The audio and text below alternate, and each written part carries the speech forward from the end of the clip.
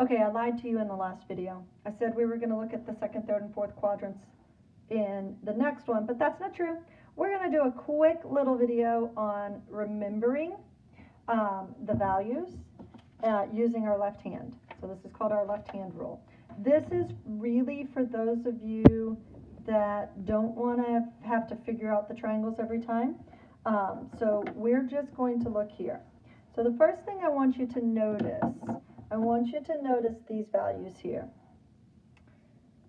Notice for the 30 and the 60, you're using square root 3 over 2 and 1/2. Square root 3 over 2 and 1/2. They're just in opposite order because what was adjacent becomes opposite, what was opposite becomes adjacent. And then here, square root 2 over 2 for both, okay? So notice all of my numbers here are 1, 2, and 3. In the numerators, we have square roots. Even if you do 1, square root of 1 is 1, okay? So we are going to use our left hand.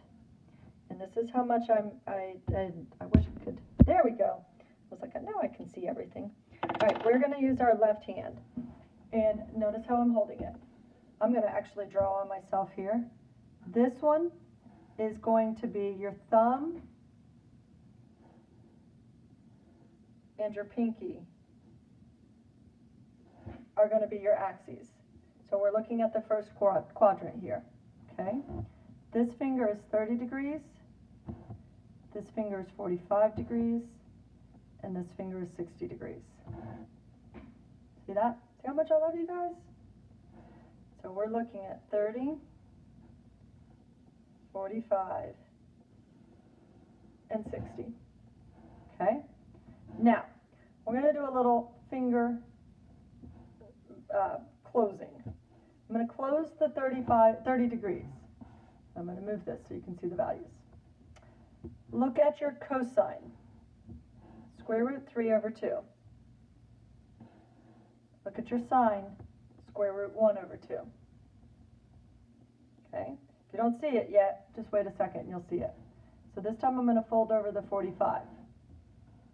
Okay, ready? The 45. Your cosine. Square root 2 over 2. Your sine, square root 2 over 2. Fold over the 60. Ready? Cosine, square root 1 over 2. Square root 1 is 1, so 1/2. Sine, square root 3 over 2. Okay? So what's happening here, and I'll show you one more time. If you use your left hand trick, you don't have to draw on yourself, obviously, but I was trying to make it clear to you. Your pinky and your thumb are going to be your axes. That's 30, that's 45, that's 60. When you fold that finger in, your cosine is going to be the number of fingers in the top, the square root of that. So square root 3. Sine is going to be the number of fingers on the bottom, square root of that, over 2. Always over 2. So so for 30 degrees, cosine is square root 3 over 2. Sine is square root 1 over 2. Okay? For 45, square root 2 over 2, square root 2 over 2. For 60, square root 1, which is 1 over 2, and then square root 3 over 2. So let me show you one more time, and then that's it for this video. Oh, if I zoom in, you can't see my hands. All right, so here's my left hand. Here's my axes, so I'm like laying on top of the first quadrant like that. For 30. Cosine, square root 3 over 2, always over 2. Always square root, always over 2. Sine is 1, square root 1, which is 1, over 2. For 45, it's hard for me to hold that finger in for some reason. On the top, square root 2 over 2, cosine. On the bottom, square root 2 over 2, sine.